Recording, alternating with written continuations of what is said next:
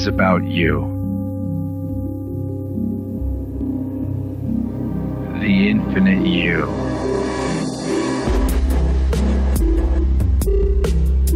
The part of you that can't be seen, can't be smelled, touched, or tasted. But you know you feel it. Who you really are.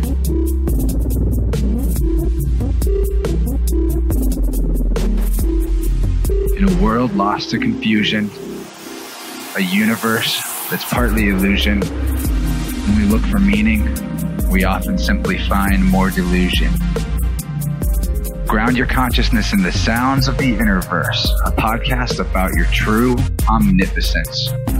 There's a universe inside each of us, but our beliefs keep us constrained to the edges of what we can imagine. The InnerVerse podcast is your portal to that infinite realm of ideas. I'm Chance Garten, and I'll be your host as we serve up inspirational sound waves from the brightest minds with the highest vibes. And we keep searching for the empowering perspectives we need to create our greatest masterpiece of all, our lives.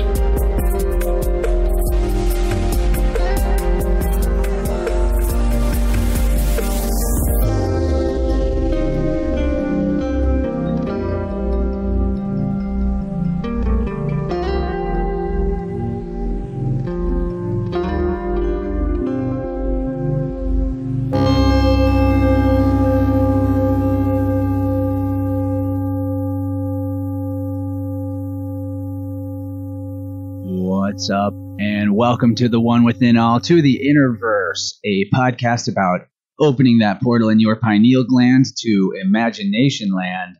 I'm Chance, and today we're getting back into the as above, so below alchemy of changing our lives by expanding our perspectives of the world we live in so we can evolve the personal universe within.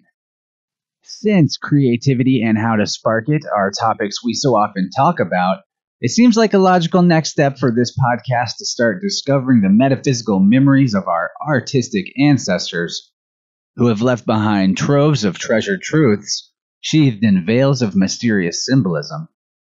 But as most artists listening have probably learned, symbolic literacy is a lifelong study, and the more one reflects on archetypes used by the ancients, the more one can multiply the layers of meaning in their own metaphorical works. And weirder still are the clues that spirit leaves for us in the cracks and corners of our carefully constructed creations as synchronistic messages and extra meaning from the source that inspires all this creativity in the first place. Here today to shine the light of knowledge on a constellation of cultural conundrums is an energetic and eclectic educator, the scribe that brings in some massive good vibes, keeper of time, peace, and our ancestral connection, the author and researcher, Ras Ben. This is a really exciting moment for us on the show as we are starting to shift into a new gear on our InnerVerse quest for more creative freedom, moving past simply just seeking healing and inspiration and into the quest for the truth of where we came from. As a student and teacher of Native and Indigenous history and prophecy, and an avid researcher of the occult history of America and the modern-day UFO phenomenon, Ras Ben has provided us with many hours of presentations on his website that you can find at rasben.com. Definitely go check out his site, as you'll be sure to find something fascinating there, and if you want a fresh look at the old ways of using crystals for healing, therapy, and manifestation, well, Ross has got a book about that called Rocks of Ages, and you can pick that up from his website. He's also recently released a tome about urban magical architecture and more occult mysteries in his hometown area called Great Mystery Philadelphia. Truly a mind-blowing revelation of symbolism that's hidden in plain sight in one of the oldest cities of the United States. On top of this, Ross is also a teacher on Native American geomancy, and that ties into the Great Mystery Philadelphia work quite a bit, including the various mounds found across the Earth's ley line network and the power that the indigenous peoples invested in these places. And he's got some very amazing videos online over all these topics, recorded at some of his presentations at Philadelphia's very own Free Your Mind conferences over the last couple years.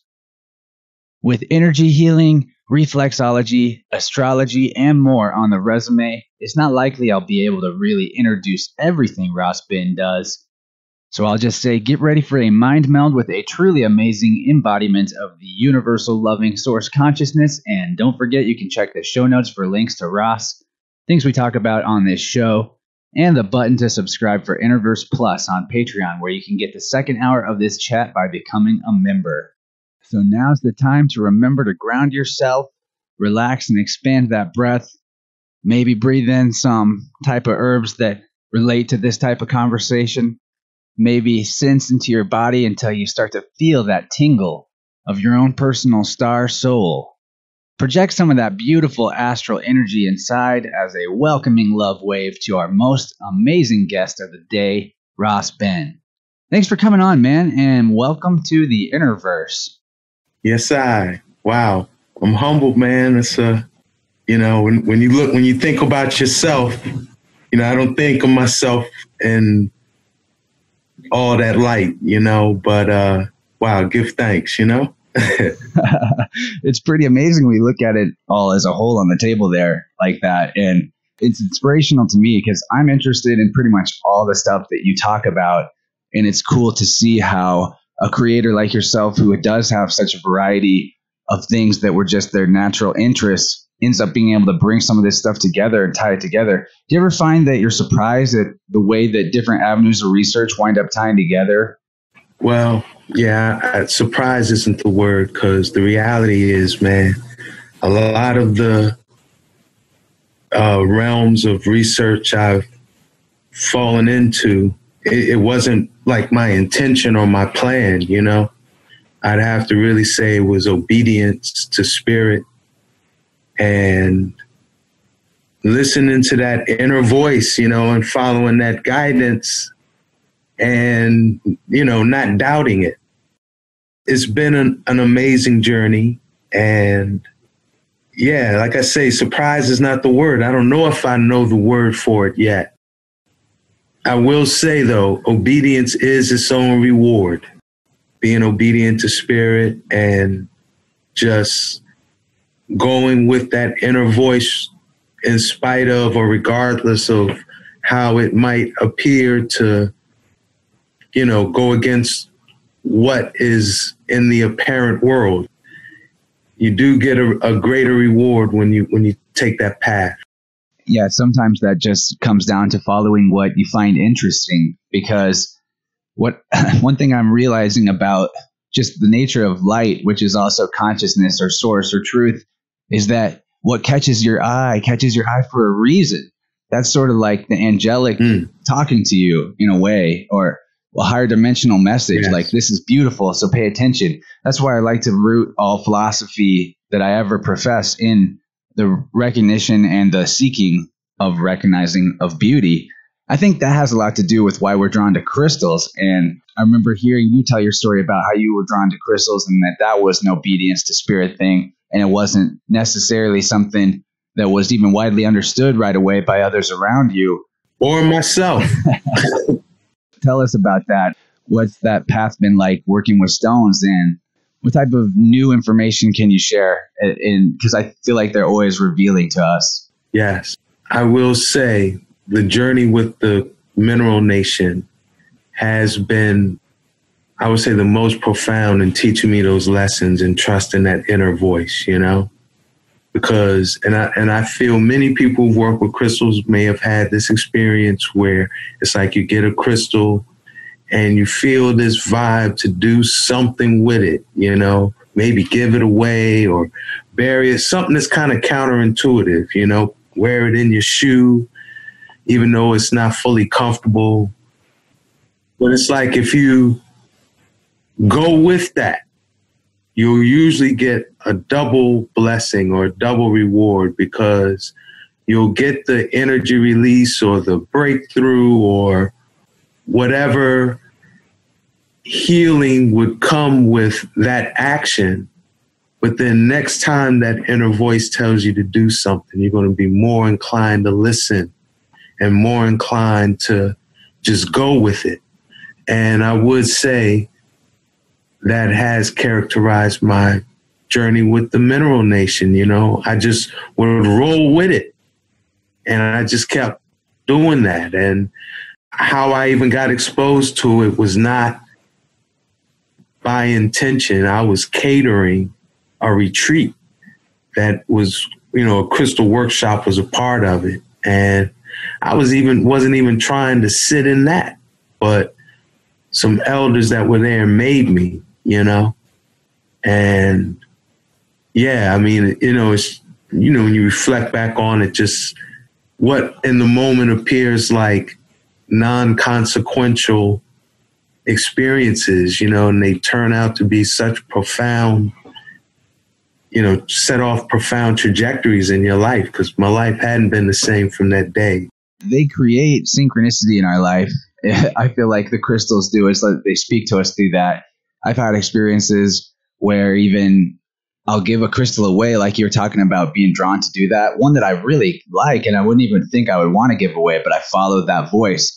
And just like to make a very long story short about this specific example, I gave away a crystal once at a music festival, and it wound up getting broken by the person I gave it to. And then another person got one of the pieces and happened to feel compelled to give it to me. And I recognized it as a piece of the same crystal that I had gifted. Wow. And this was like, there were like many thousands of people at this event. The odds of it were astronomical. But so like even with crystals, giving away the energy that they're bringing you isn't really giving anything away. That's right. I think that they open up like a part of us that has that type of vibration already. And then once we're understanding what that, or understanding what that vibration feels like, we can call on it again through the imagination. So I feel like even in astral or meditative states, certain crystals I've worked with can manifest in my consciousness in those out of body places and be right there with me in a way. And even in 3D too. One of the things I've grown to really realize is that crystals are still life. You know, just like the plant kingdom is still life, and that's still life relative to us. It's like, you know, when you look at a plant, you know it's alive, but you don't see it moving and growing, but you can see its movement and growth over time, you know. It's the same with crystals, that certain crystals, if you have them and you work with them over time, you see them change and grow and evolve with you. And they don't really communicate, right, like, you know, human to human, but they do communicate through, like you say, synchronistic experience, which, you know, I feel they influence through energy movement. They have dominion over molecular movement. And so we don't see the energy pattern of molecules in the air or even in certain matter or water forming and bringing things into synchronistic manifestation. We just see the manifestation. But what's that force behind it? Yeah, it's the mineral kingdom. Anything with iron in it is going to have some, and even silica to a degree, it's going to have some paramagnetic potential. And information, life force energy, travels on, you know, the magnetic fields of the omniverse. And the mineral kingdom having dominion over, you know, the molecular realm, it gives them that potential, you know, to make synchronistic things happen. And yeah, that's how they communicate with us, you know. But we got to be open to the language, you know. So that's why, like, the works you're doing, it's relevant today. And I think that's one of the reasons why opening the imagination is so helpful, because if we're in a modality where synchronicity or communication from other kingdoms of life isn't possible, and of course we're never going to notice when it does happen. So yeah, paying attention is a big part of that, and learning to open that portal to the imagination perception will also show us more of the synchronicity. And then we're creating, and in the act of creating, we'll get almost unintentional synchronicity, kind of like I touched on in the intro, where we might find meaning in our own creation that we didn't necessarily put there, but possibly is coming from that omniversal intelligence that you're talking about. Can you speak on crystals in ancient worldwide spiritual traditions in any context? Well, usually when you find high cultures of antiquity, crystal technology and crystal healing is integral. And the Nile Valley, I think, is the classic example. And they worked with a lot of silica stones, also a lot of copper-based stones, malachite, azurite, the feldspar family, which is the carbon silicates.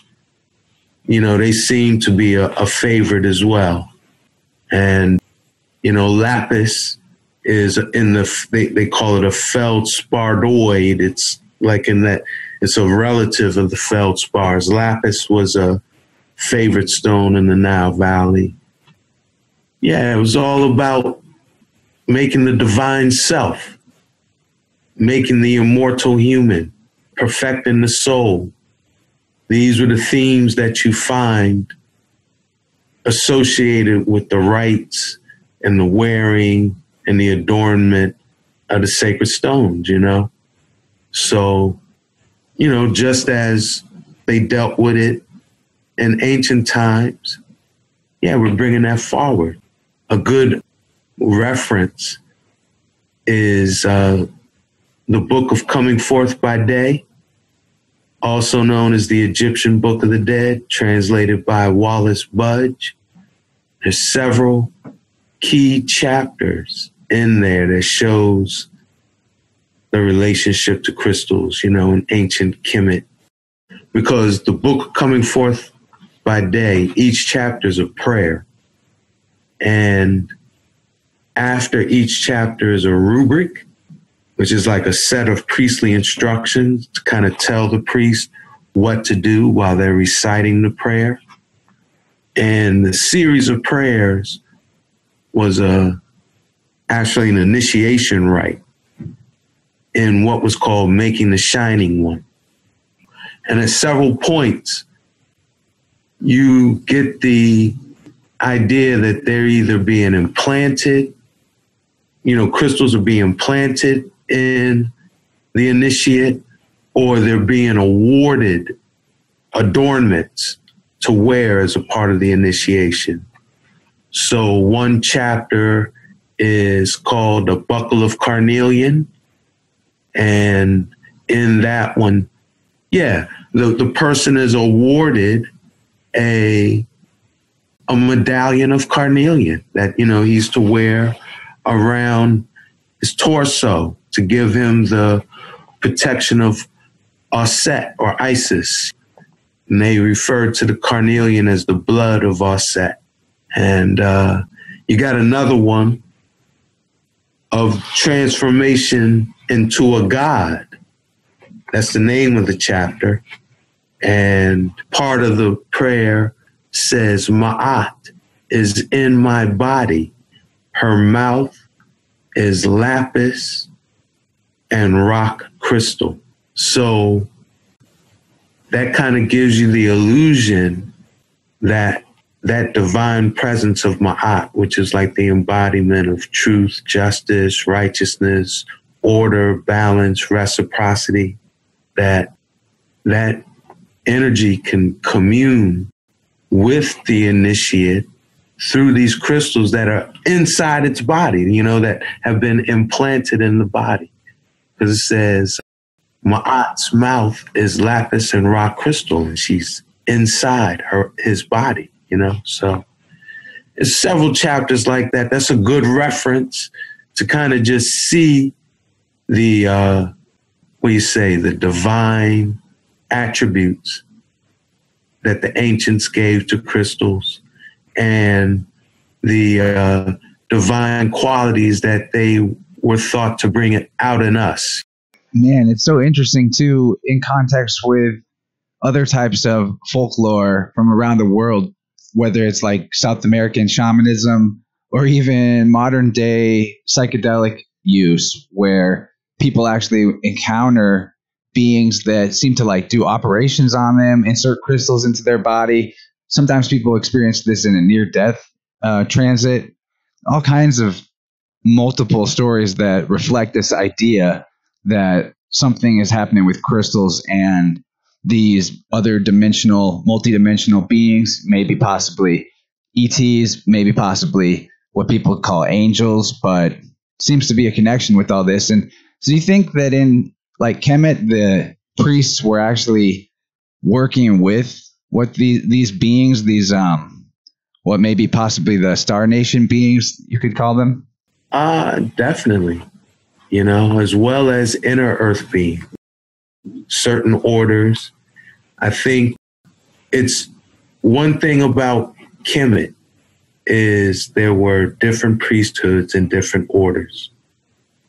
And throughout that, 3,000 years of documented history plus, you know, how many tens of thousands of years of undocumented history. Sometimes those priesthood orders work in harmony with one another, sometimes in conflict. So it's hard to say just blanket general statements without opening the door for someone to be like, that's some bullshit. What are you talking about? But generally speaking, I think you could say the orders and priesthoods of Osar and Amun-Ra were aligned with the star nations, what we would call the heavenly host or the galactic federation. In Kemet, they call them the Anui, the star children that swam in the Uranus with alongside of the Arc of a Million Years, which is like the ship Ra sails through the galaxy on, But then you also got the priesthood of Ptah and the priesthood of Khnum and the priesthood of Set, who I think got involved with some of these inner earth entities, Because, not all, what I would say is not all aliens are extraterrestrial. There is definitely an interterrestrial faction of what we refer to as aliens, And I think the deeper mystery is that the star beings, the ones that were aligned with Osar and Amun-Ra, they are humanoid. They are more like us than the inner earth beings, which I would say, most people associate with that reptilian type, or as well as the gray, the grays, tall and short grays. I think those are inner earth beings, and are aligned with the orders of Ptah, Set, and Khnum from ancient Kemet. I have a couple of questions now leading off of this. I'm not sure which one to go with first, but I think one thing that kind of gets to me about trying to make sense of this type of thing is the likelihood that if there are beings that want our advancement and then also beings that are befuddling our advancement or in some way parasitic relationship to us, then there's probably got to be like mix-ups of information on purpose. So that's why I like that you break down things from symbolism that are pretty hard. It's pretty hard to miss the message, like when you break down crop circles. I love that. But what I'm wondering about right now, to like ask you a specific question, is when we take the notion of like above and below and try to equate that to good and bad, I feel like that gets so murky. And you might agree, even when we're talking about inner earth or extraterrestrial beings, in a way, when you look at the way that source possibly would emanate into to a reality, the way I understand things is that there's like a core and then there's an outward emanation. So things that are further away from the core are further away from source on the outside. So if you look at the earth as a body in this same way, like the way that this works in your own body, you know, you have a core, you have that root, Dantian, root chakra, that things kind of emanate from. Your energy recedes into it whenever you sleep. It is flushed to the surface of your skin when you're awake.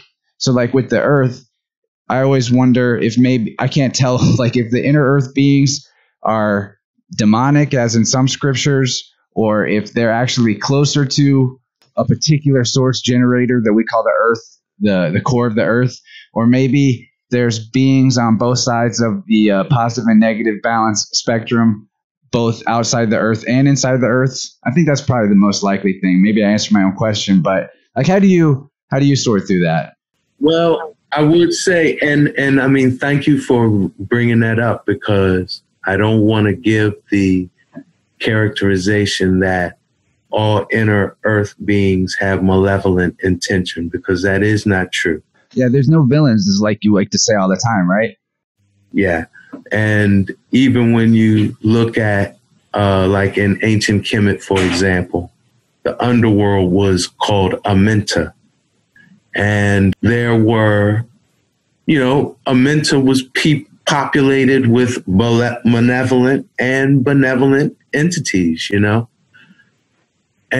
the thing is, though, is within the Nile Valley, because I think you were asking me, were there orders in the Nile Valley aligning with the star nations, and I was just attempting to paint a bigger picture that, number one, it's hard to just say, yeah, Kemet was, because there were actually specific priesthoods within the Nile Valley.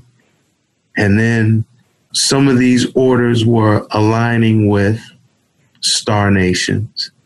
Some of them were aligning with inner earth beings, and they were in conflict with each other.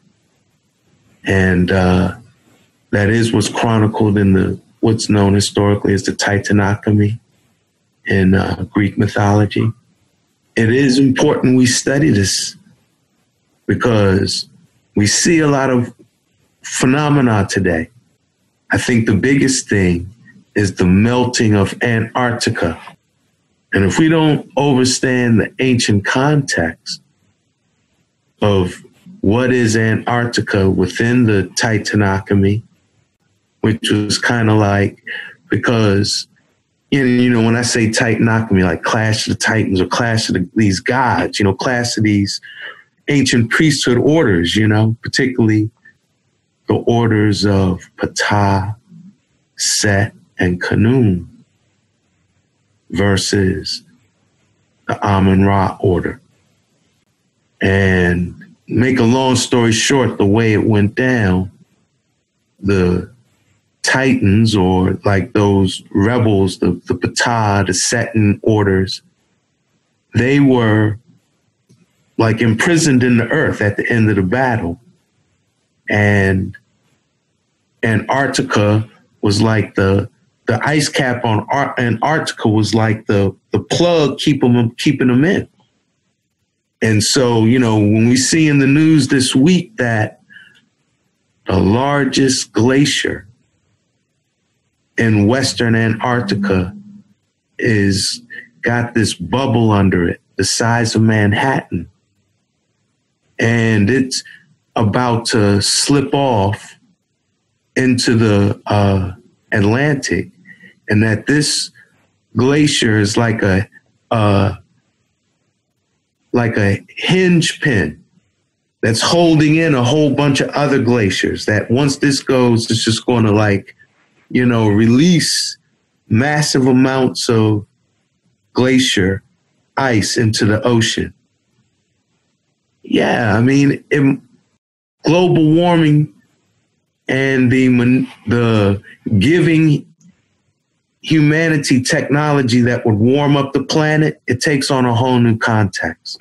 Yeah, it also puts the ice ages we've gone through into a different light, especially when we look at some of those ancient scriptures that talk about like wars of the gods that led to conditions on the planet being less, I guess, permanently all year habitable.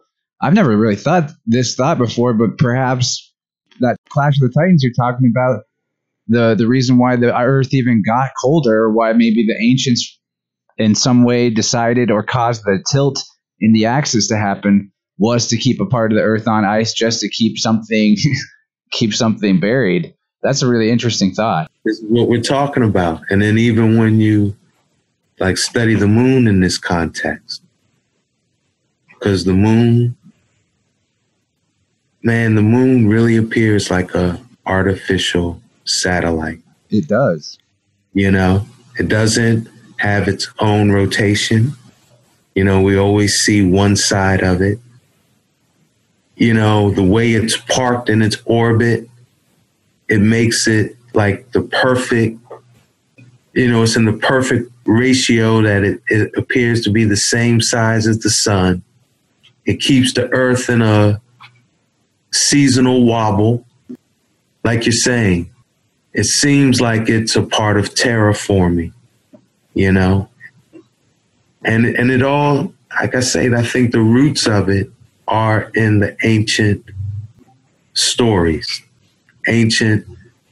I refer to them as cosmologies, because mythology has the connotation that it's a myth, that it's not true, that it's a myth, it's a falsehood.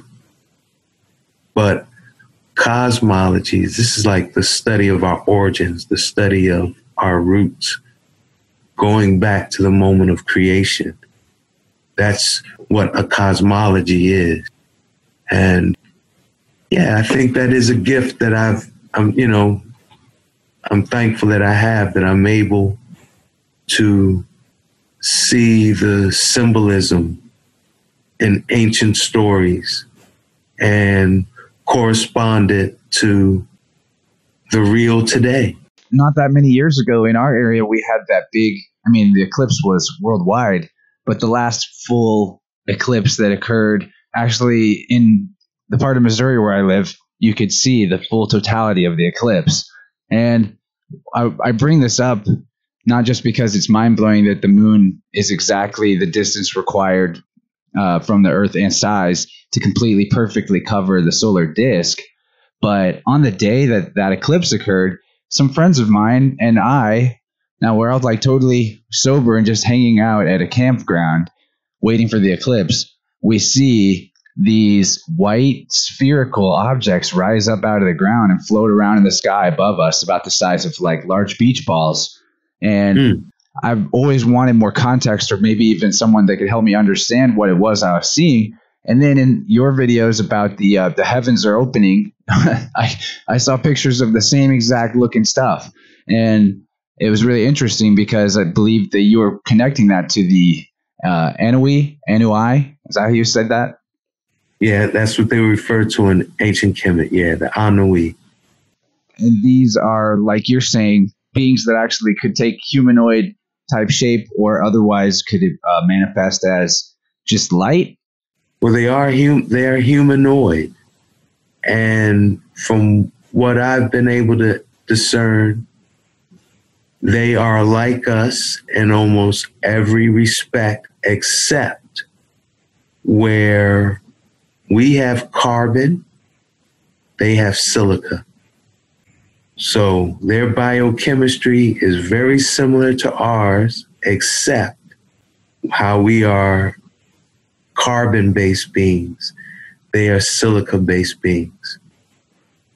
And carbon and silica are mirror molecules, you know. They're both hexagonal. They look identical. The biggest difference is carbon is non-conductive and insulative. Silica is, and carbon is non-metallic, you know. silica is metallic, magnetic, and conductive, you know?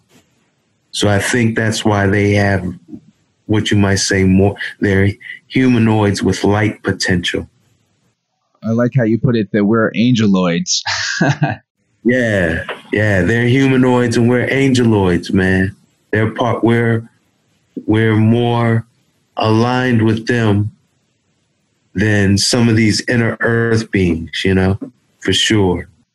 Yeah, and alongside these beings that people see in the sky, and sometimes you guys should watch Ross's videos about this because he collects a lot of videos from around the internet and puts them into his presentation of people who've captured this type of stuff.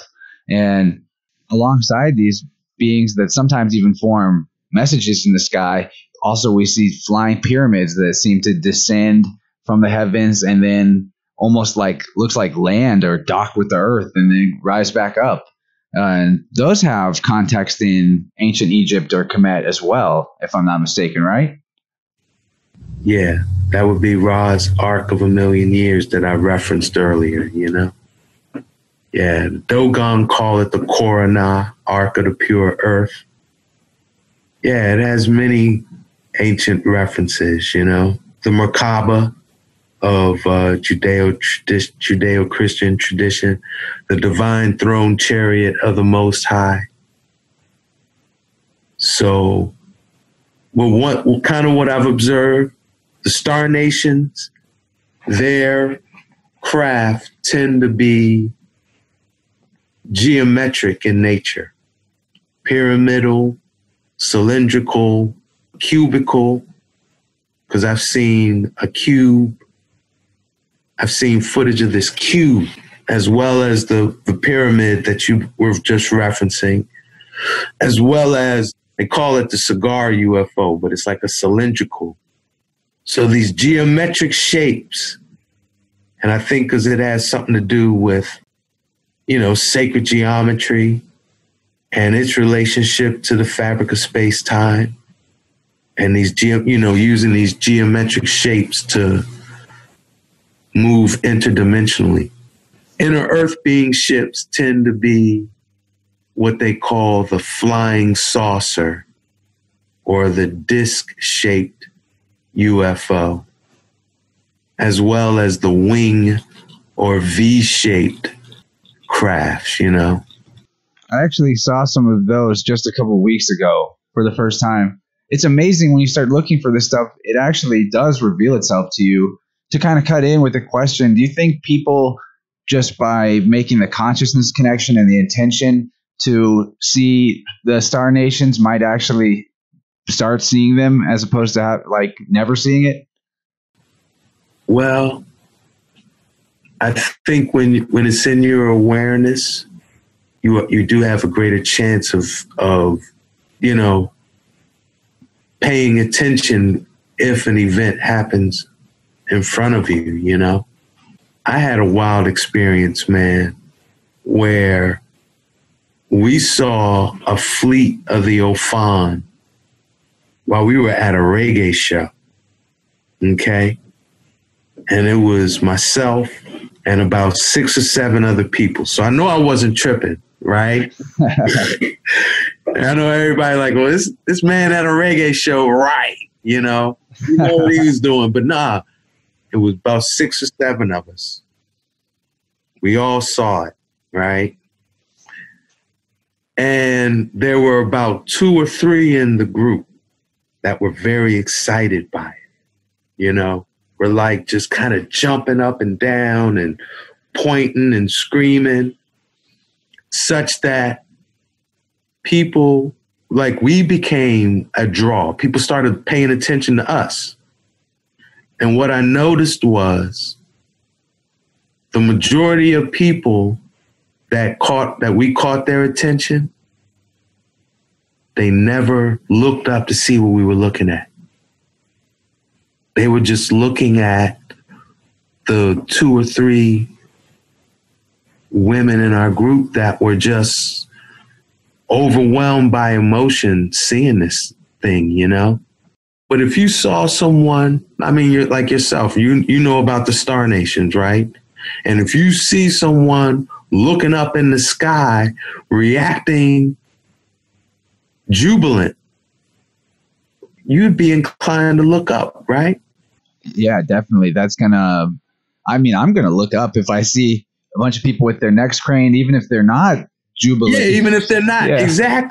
Exactly. But so this is what I'm saying. Like, yeah, people have blinders on a lot of the time. Yeah, you do have to be on levels. You do have to be open to it. And when you're open to it, it does increase the chance that if those things are manifesting in your, like in your present, yeah, you'll observe it. Another sort of direction to go with this is I'm curious about your opinion on how the star nations have influenced human development.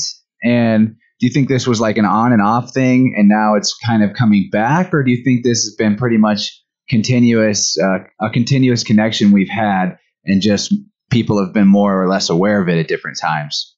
I think it's been continuous. It's definitely been continuous. But one of the things with the star nations is that they honor that universal law of free will. So they're not going to do some things for us. And they might protect us from ourselves as best as they can. But the superhero dynamic where they're there, they jump in on the anonymous, do what they got to do, and then bam, where are they? Yeah. I think the deeper reasons of that do lay in our ancient cosmologies as well.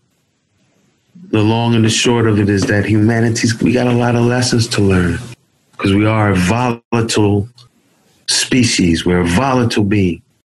Does that connect to our carbon-based way of life? Because whenever you are presenting that difference between silicon life and carbon life, or at least speculating on it, and about the connectivity of carbon versus silicon, it's like the carbon is sort of a container for this cosmic nuclear explosion of what we are at our core, or the seed, or the divine spark. And do you think that's what makes us volatile? Whereas the difference with these other beings is that their energy is more conductive and freely flowing and not sort of like bottled? That's a good question. I'm still seeking clarity on that. What's the root of our nature and why it seems like war and destruction is a consistent theme with us, Yeah. But that is something that we have to work through to be a part of the broader galactic community. That is why there's this like quarantine, this hands off, like, we're going to kind of oversee what y'all doing. We're going to protect you from yourself when we can, but, we're not going to really bang with you all like that. And I think a big part of it is what we consider our biggest blessing, which is free will. Like that's one of the biggest differences between humanity and the angelic kingdom is humanity. We do have free will. And for whatever reason, we choose not to align our will with what we might say omniversal law, universal law. So that is one of the conundrums. Yeah, I think we have to look within ourselves, be honest with ourselves, right? If we want to be a part of a broader community, that say, hey, yeah, we want to be a part of this galactic community, right? We want to venture beyond this earth realm. Yeah, well, it's not like we're alone. There is a community out there. And we have to be welcomed to make those moves. And before we are welcome, we got to get ourselves together, man. I had this question here about what does it mean when you say to awaken the earth keeper within, but now I'm actually starting to kind of see an answer to that question. You know, your parents aren't going to let you leave the house if your room's a mess. So maybe that's like part of the lesson of our incarnation here is got to get in balance with your roots and where you're from before, like you said, you can join that wider galactic community beyond Earth. Right now, there's plenty for us to do here. Exactly. And to me, it is just insane fuckery that there's so much resource put into space exploration when at the same time, you know, this beautiful biosphere we're blessed with, we don't value it. Not taking a proper care of the environment or honoring the natural abundance of nature, you know, overfishing and monoculture crop growth that damages the ecosystem. Just like we have to go back to obeying universal law, natural law within our own social cultural fabric, and learn to live like a more collective humanity. And we do those basic things. The stars will open, the star nations will, and the stars will open up. That's when we say the heavens are open. That's really the ultimate message about that. That we get ourselves together, yeah, the heavens are open, you know? Do you think any groups of humanity have been like beamed up or just like taken off world in mass? Do you think that could explain where some cultures seemingly disappear to? Oh, absolutely. And the most recent, almost hard to dispute documentation that, yeah, there was a collective that was working with the Star Nations you find in Ethiopia in the 1300s, in the building of the rock-hewn churches of Lalibela, where when you read the chronicles of Lalibela, who was the king that commissioned the building of these churches. And this is the most recent manifestation of monolithic architecture since what? The Sphinx? Okay, so this is what I'm saying. Like, this is not insignificant architecture. And the rock-hewn churches of Lalibela were built in, I want to say, a span of 27 years, 11 monolithic structures. And Lalibela chronicles that, you know, the Star Nations came down and worked with them, and they built it conjointly. So we got that recent account. You know, when we talk about like the mass disappearance of cultures that like what appeared may have happened to the Maya and some Olmeca, as well as some of the like Mohenjo-Daro nations of India. I don't know if they went to the heavens or went in the earth.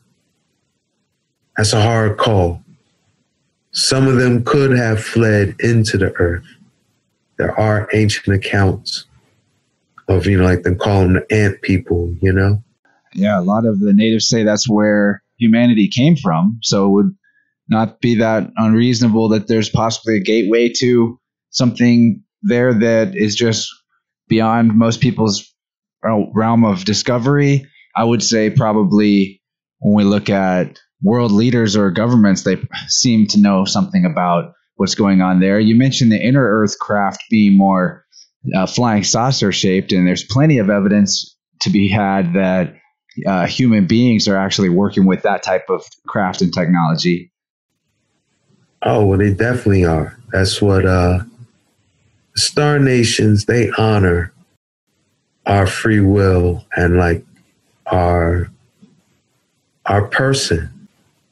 So when you hear those accounts of abductions and like those people are probed and bodily fluids extracted and, you know, just kind of traumatized and left with like an erased, semi-erased memory of the experience, you know, those are more than likely inner earth beings that have made agreement with certain corporations on this planet, and they working conjointly, no doubt about it, man. And it's kind of, I mean, I see, you know, when I turn on the History Channel and see it every Friday night, it's like, you know, it's almost becoming clichéic at this point. X-Files is how old? 2-3 decades? But I would say that the biggest, like when I do talk about it, the biggest thing I do attempt to clarify is that I do think the ones who are conducting the abductions, the mutilations, yeah, those are inner earth beings, man. They're not from the Star Nation. Yeah, it's even possible they're quarantined here, not unlike us, according to some tribes that you would ask. You can't even get out of the atmosphere all the way without sort of like a key, in a sense. And so that's an interesting concept that they would that would be the inner earth beings doing that, or what are more considered demonic as opposed to angelic. And what I see, like, I personally can see understanding of the cosmos where those type of beings could exist, because it's basically life that has forgotten or lost its connection to that omniversal spark of consciousness and source. And life itself requires that spark to grow. I mean, that's like what makes everything, that's the prime mover. So if a being exists that's lost that connection, it would make sense that it would seek to feed on beings that have that connection. And there you go. You have plenty of evidence for that, at least anecdotal evidence from people all throughout time and history. I mean, yeah, so mainstream science might tell you that's all in people's head or it's schizophrenia or something, but there's way more people saying they've had the experience than there are people that have the credentials to tell you it's BS. Yeah. Well, hey, Ras, let's take a break between the two shows and let everyone know where your website is again, and anything you might want them to know about or give them the heads up on that might be coming from you. Okay, well, my website is rasben.com, RASBEN.com. Yeah, my latest project, Great Mystery Philadelphia. We hadn't really touched on that too much. A lot of the themes we've been talking about, I do penetrate. It's a look at the public art in Philadelphia and all of the mysteries that are encoded in it. And I really look at Philadelphia as like a knot of time, a place where the past, present, and future are all kind of wound together very tightly. So there's a lot of history here and a lot of impact of the future occurs here. The public art in the city and the ability to decode it.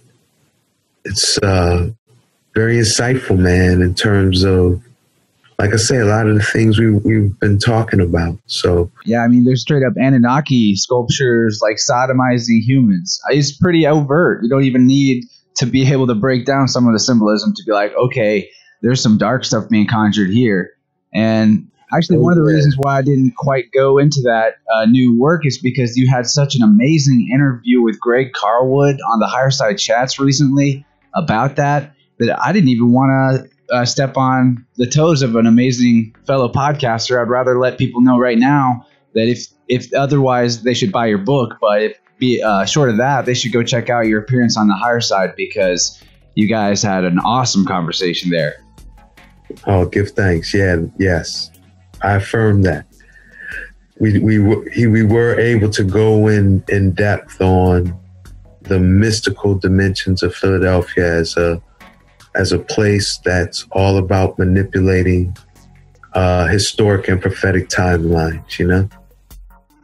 Yeah, and it is fascinating. I'm sure we'll talk a little more about that when we come back from our break, because it's got my brain going. That and your Free Your Mind presentations, the whole notion of a gateway to hell being opened by Benjamin Franklin.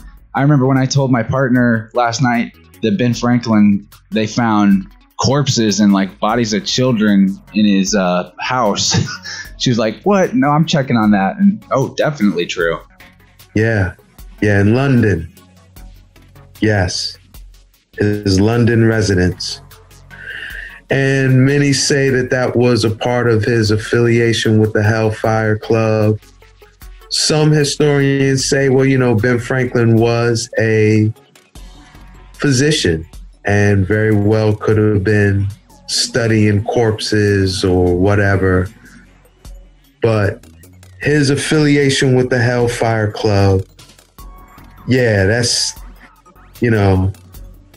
some deep history that we definitely need to not just let be swept under the rug, you know? Yeah, definitely. Because it connects to things that are happening right now. There's very similar organizations that still exist and maybe are even just continuations of the same ones. And I feel like part of our ability to protect ourselves through our awareness is by knowing the plans, you know, like you talk about prophecy and manipulation of historic prophecy, historic timelines. Well, what puts you on one timeline or another has a lot to do with your perspective. And if your perspective is locked into only one timeline being possible, that's probably the one you're going to. Would you agree? Yeah, it is. Absolutely. If you're not creating your timeline, who is? Yeah, and that's what the whole opening the portal to imagination is all about, is giving you some new options. Yes.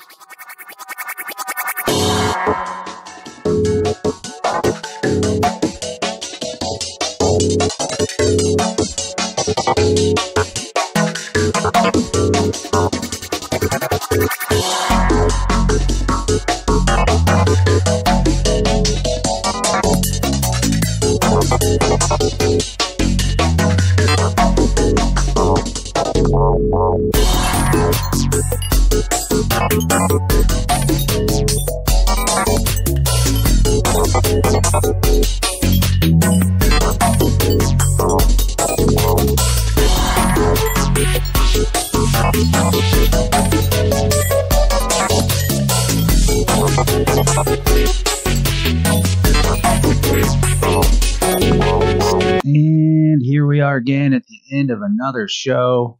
Always feels like it is over so quick. And this time with Ross is no exception.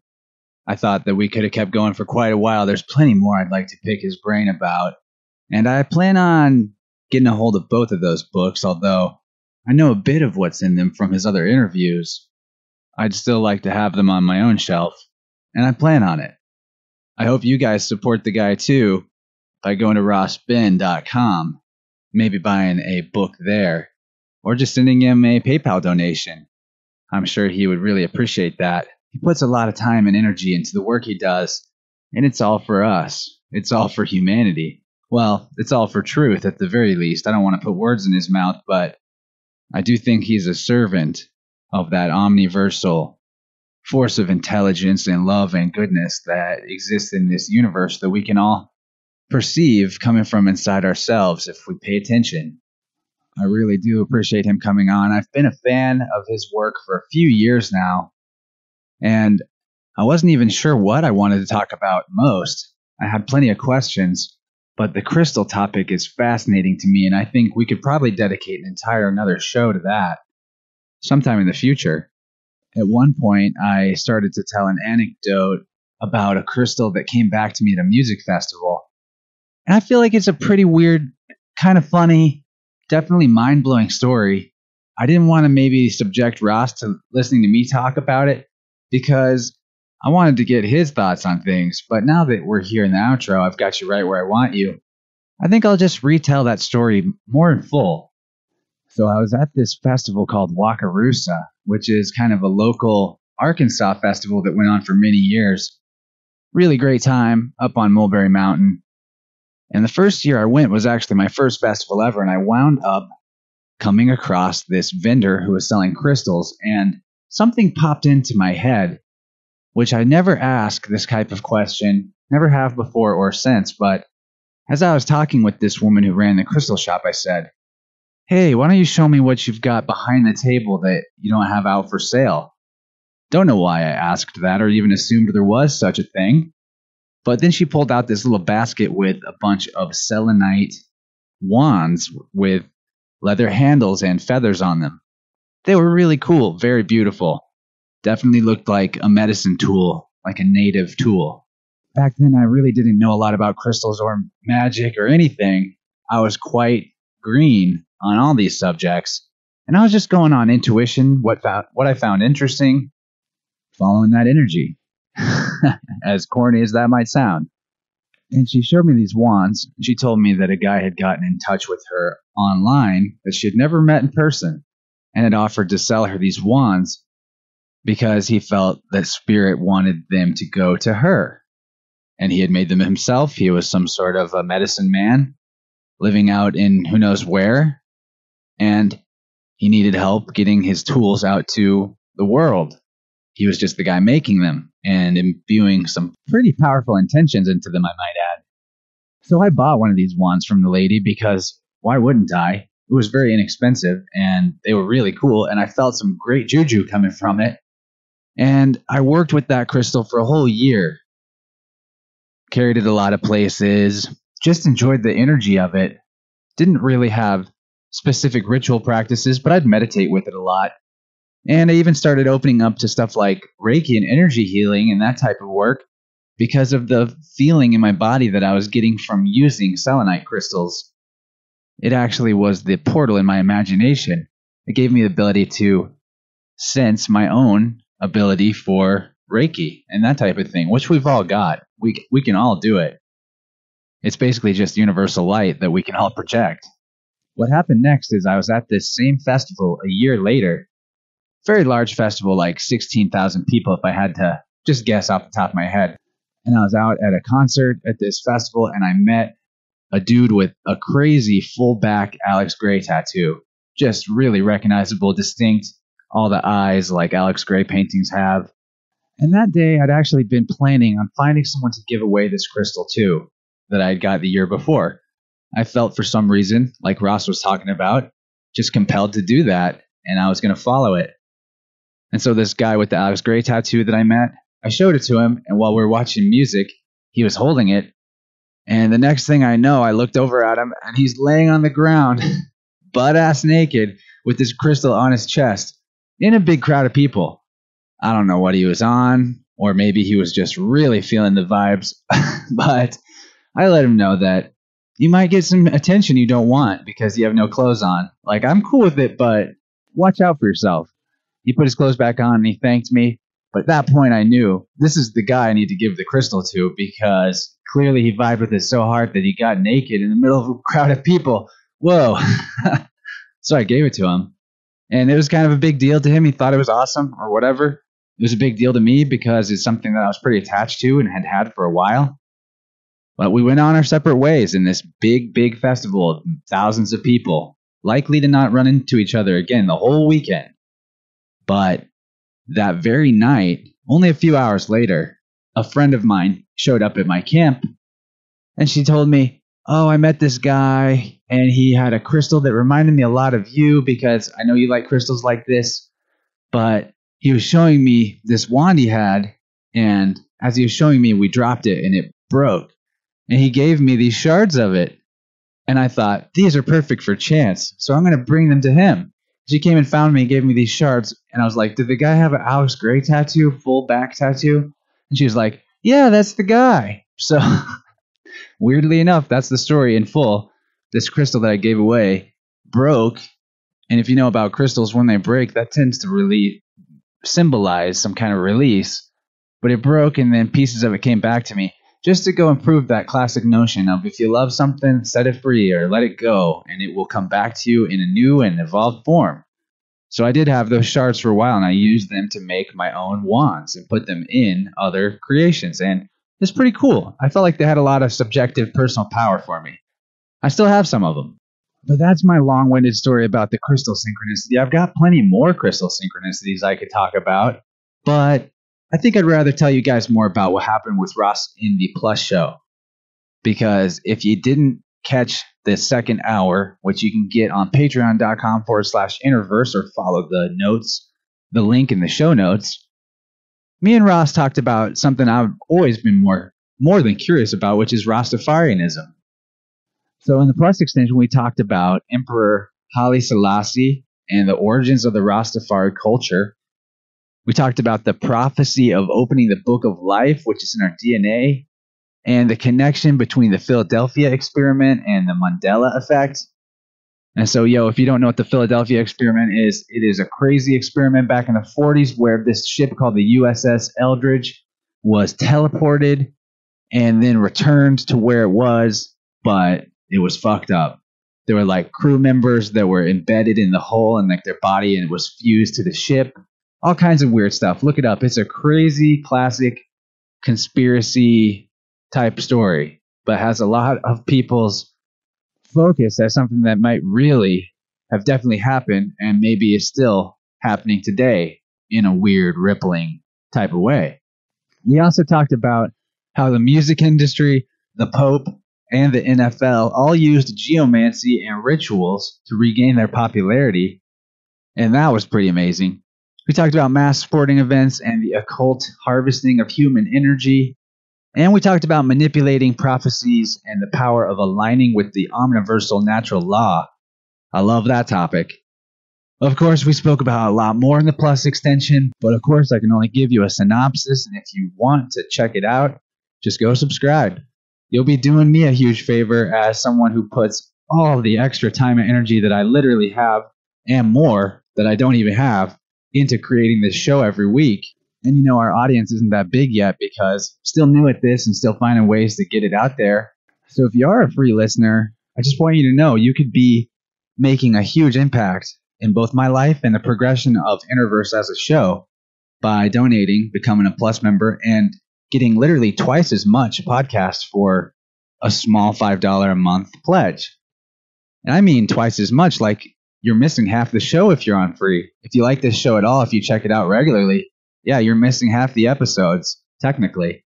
And I hate that, but I also love myself, so I got to make sure there's a way that you guys can reciprocate the energy I put into this. And the way to do that is to get on Plus by becoming a member on Patreon. I promise someday there will be a way to subscribe to Plus that is not Patreon, but today's not that day. Still got to figure that one out. But anyway, there's one other thing I need to tell you guys about, and it is the money bomb that I talked about last week. You can find this promotion type contest sweepstakes deal I'm doing on my website at innerversepodcast.com/moneybomb, and it'll be linked in the show notes. And to summarize, what we're doing is any donations that InnerVerse receives in the month of February on this money bomb site are going to be split 50-50 with one of you out there who donates, selected randomly. So the idea is you're donating to the show, helping the podcast get some of the revenue that we need to get better equipment first and foremost. Then maybe even start expanding to have a team, because right now everything you see, everything you hear, it's all me. I do every bit, from the editing to the cover arts to the online posting. And at a certain point, I'm going to need a team. So I'm going to need finance for that. And the best way is to get a Plus membership, of course. But if you don't want to do that, or you're already on Plus and you want to help kick into the money bomb more and have a chance to get your own cash infusion to help boost or launch your own personal career or whatever it is you might want it for, well, there's an opportunity for that. And we know the universe doesn't make mistakes. So if it's the right thing, then you'll get the other half of that money bomb. And the podcast will be massively aided by your support. But like I said, if the money bomb sounds lame, just become a Plus member. Way better deal anyway, because with Plus, you're getting all that extra juicy content, probably like 50 plus episodes in the archive at this point, with Plus extensions, and more every week. And that's about it for the promotional talk. Thanks for bearing with me on that. But, we have to take unconditional responsibility for our place in space-time. And I am taking personal responsibility for my place in space-time. And part of that is doing something different than what I used to do. And that's what this podcast is. And I'm going to keep doing it. I'm going to keep doing it differently and adding new things, new bells and whistles and features and ideas as I see them come up. And we'll see what we can evolve this here conversation platform into. But either way, no matter what, I'm so grateful you're with me. Thanks for listening. Thanks for your dedication to your own personal quest for enlightenment or truth or freedom or love or whatever it is that you're on the quest for. It's all kind of the same thing, right? If it's aligned with goodness and omniversal law, which, what is omniversal law other than do no harm, right? It's that easy. And beyond that, you got the freedom to do anything you want that does no harm. So we've got a beautiful blank canvas in front of us called the universe. And the way that we work on that particular artistic masterpiece is by working on ourselves from the inside. So I'm trying to do it. I am doing it, not trying. I'm doing it. One day, one step. Can't do it all at once. But I know you're all right there with me. And I love you so much. Thanks for listening again. You guys are really, really wonderful, special, beautiful people. Love to hear from you. Drop me a line on social media or chance@innerversepodcast.com or however else you think you can get a hold of me. I'm sure I'll see it and I'll be happy to talk. Let me know what you're up to. Let me know what you're making. Let me know what you find interesting or who you want to have on the show. Or just say hi. Anyway, thanks for listening. Take care of yourself out there. And do check out Ras Ben. He's totally the man. Oh, and one more thing. Got to remind you that the episode music this time in the bumper and the outro is by Blue Tech. Thanks, Blue Tech, for letting me feature some parts of your tracks. And, of course, the brand new intro at the beginning of the show is Foggy Dreams by Wisdom Traders. And with that, another episode is done, and we can move on. There's a lot coming up in the works. I've got a full schedule of amazing guests on the way. So, in the meantime, make something cool. Take good care of yourself, and talk to you later.